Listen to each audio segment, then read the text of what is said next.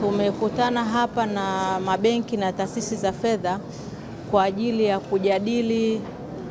hatua iliyofikiwa katika ujumuishwaji wa wanawake katika sekta rasmi ya fedha na kuangalia pia changamoto zinazojitokeza, lakini pia kuangalia maeneo mengine ambayo ni namna ambavyo takwimu zinasaidia katika utengenezaji wa bidhaa mbalimbali ambazo zina mrengo wa kijinsia. Kwa hiyo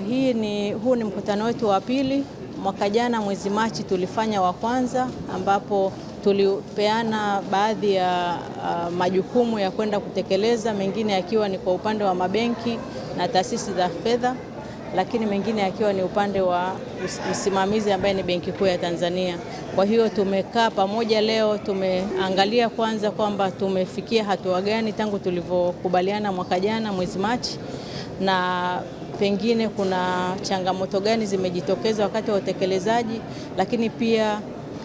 mikakati gani sasa iwekwe huku tunapokwenda ili kuhakikisha wanawake wengi zaidi wanajumuishwa katika sekta rasmi ya fedha, lakini pia wananufaika zaidi na huduma mbalimbali zinazotolewa na mabenki yetu hapa Tanzania. Kwa hiyo ndio hasa lilikuwa lengo la kikao hicho. Tumejadiliana, tumeangalia kwamba kwa kweli tangu tulivyoachana mwaka jana kuna juhudi kubwa zimefanyika, ambapo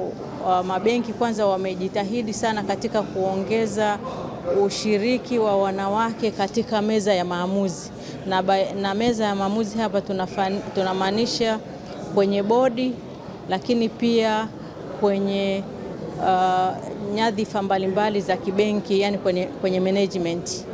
ya mabenki yenyewe. Tumeona wameongeza juhudi kwenye hilo, lakini pia tumeona wanaendelea kuweka bidhaa mbalimbali ambazo zina mrengo wa kijinsia ili kuhakikisha kwamba mahitaji maalumu ya wanawake yanafikiwa na kuwafanya wanawake hao waweze kushiriki kikamilifu katika shughuli za kiuchumi kwa kupata mikopo, lakini na huduma zingine za kibenki. Kwa hiyo na wote kwa ujumla tunaweza tukasema kwamba limejitokeza kwa wote kwamba ujumuishwaji wa wanawake katika sekta ya fedha sio swala la kijamii, yani sio ajenda ya kijamii, lakini ni muhimu sana kiuchumi, kwa sababu kuwepo kwa wanawake katika shughuli mbalimbali za kiuchumi tunaona kwamba inaongeza kasi katika